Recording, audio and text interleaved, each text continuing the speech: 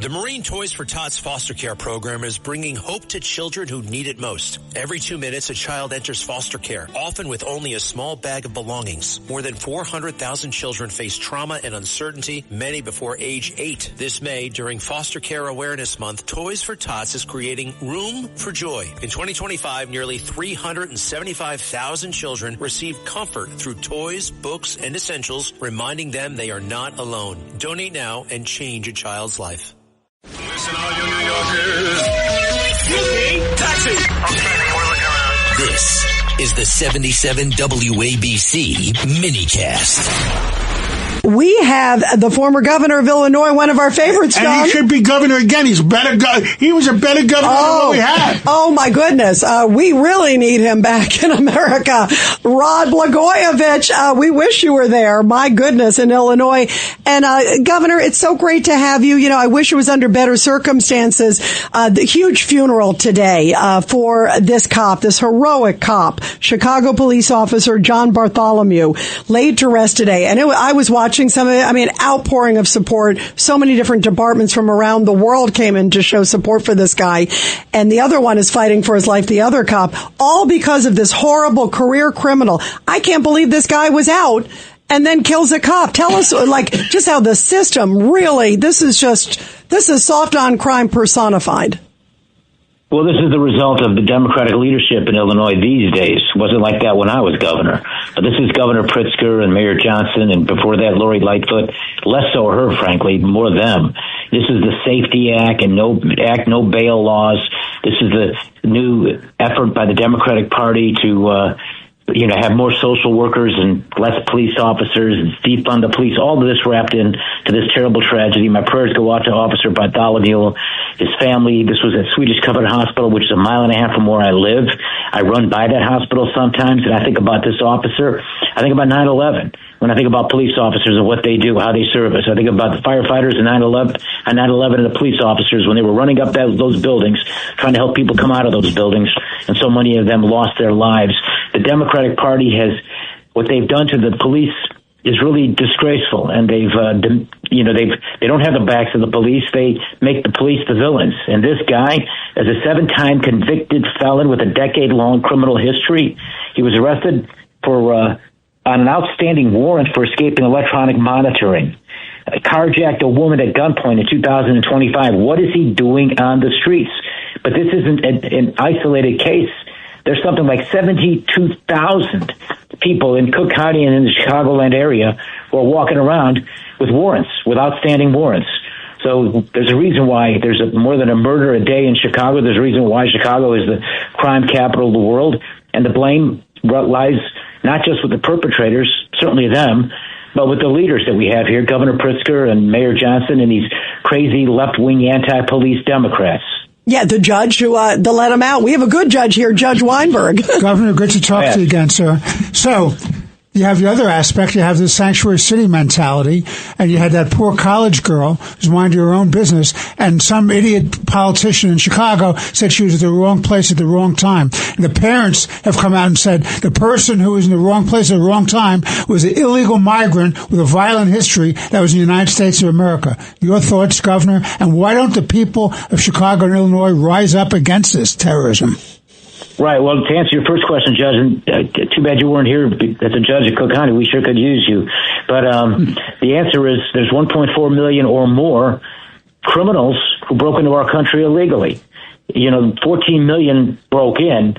10 to 15% of them are criminals. Most of them violent criminals. And this guy who killed Sheridan Gorman was one of them. And, I've said before, and I'll say it again, I believe he was there as a gangbanger on a gang initiation. This poor young girl was there at the beach where my daughters have walked, because this is in areas where I live, so I know this very well. And it would have never happened if our borders weren't secure.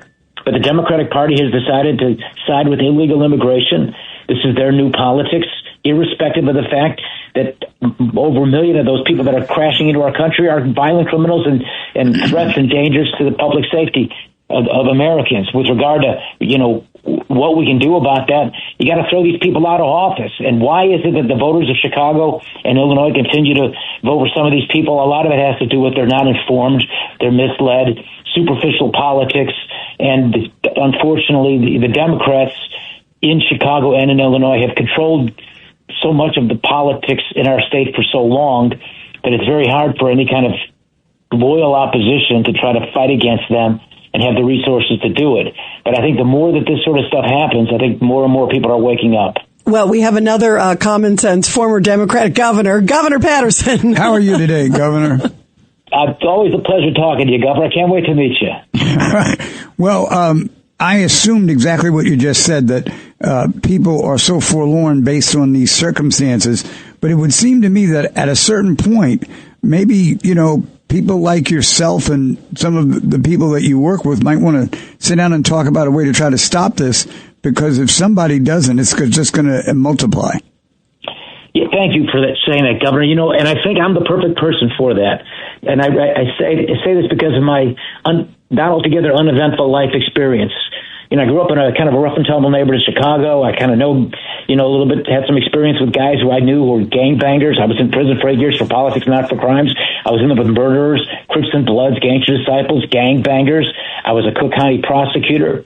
I was a Democrat governor, Democratic congressman.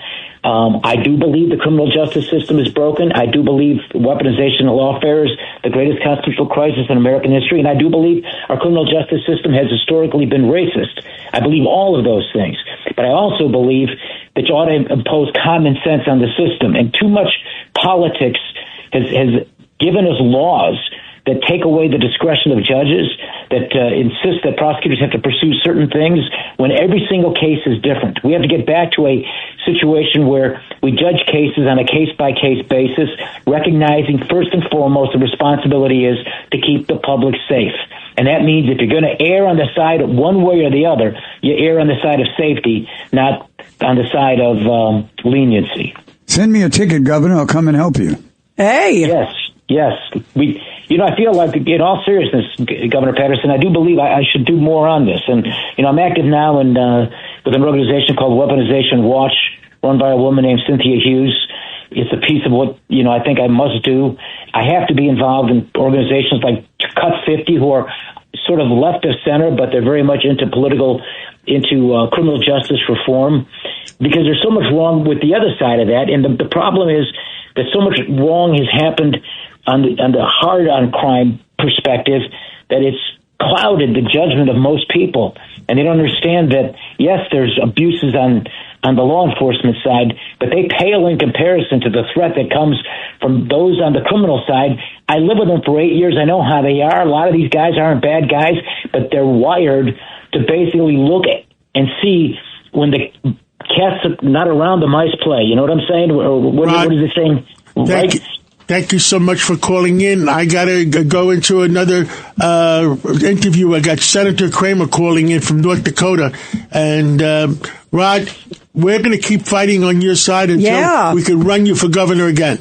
And you got to stay more involved, too, Governor. I mean, what you just said is so important. Bravo. Yeah, thank you. Bye, Governor. See you, Tom. Oh, it's out of here. Home run, Ferry Hawks. Get ready, Staten Island. It's time to celebrate 5 years of Ferry Hawks baseball. Come out to the ballpark this week as the Ferry Hawks welcome in the Charleston Dirty Birds May 5th through the 10th. Grab the kids and come on out. We kick it off on Tuesday, May 5th with Cinco de Baseball with $5 tickets and $5 food and beverage specials. And we end the week as we celebrate all moms on Mother's Day. Moms get in free. Visit ferryhawks.com now to lock in your seats.